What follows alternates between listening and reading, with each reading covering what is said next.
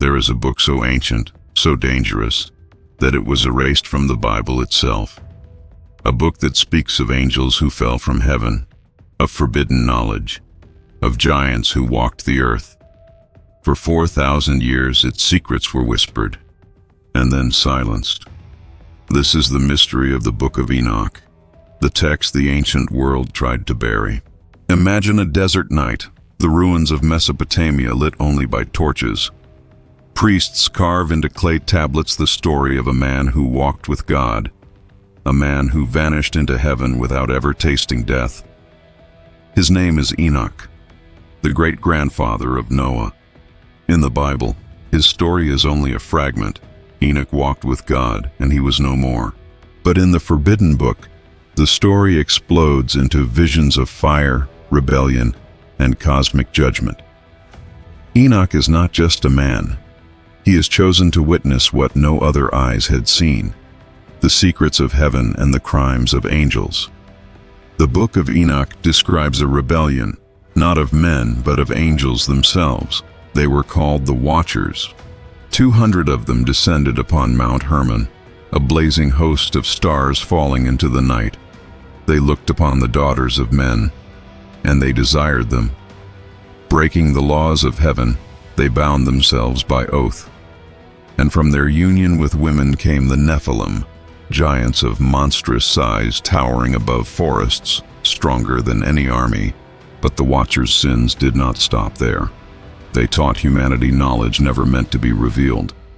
Azazel, one of their leaders, taught men how to forge weapons of war. Others revealed enchantments, spells, the reading of the stars, the secrets of sorcery and seduction. Mankind, once innocent, was drowned in violence, blood, and corruption. The earth trembled beneath the weight of chaos, and heaven could no longer remain silent. The Book of Enoch tells that God, furious at the rebellion, prepared judgment. The angels who fell would be bound in darkness, awaiting eternal punishment. The Nephilim, the hybrid giants, would devour themselves and be destroyed, and the earth would be cleansed by a flood. But before the judgment came, Enoch was lifted by angels into visions beyond the imagination of men. He was carried across the heavens, through realms of fire and crystal. He saw rivers of flame that never ceased to burn, thrones of unimaginable glory, and the prison where the fallen angels screamed in chains. He saw the place of final judgment, where the Son of Man, a figure of light and power, would sit upon a throne, judging both angels and men long before the New Testament ever spoke his name. The visions are terrifying, overwhelming. Enoch writes everything down. Prophecies not just for his time, but for all generations. Warnings of destruction, warnings of salvation, and then silence.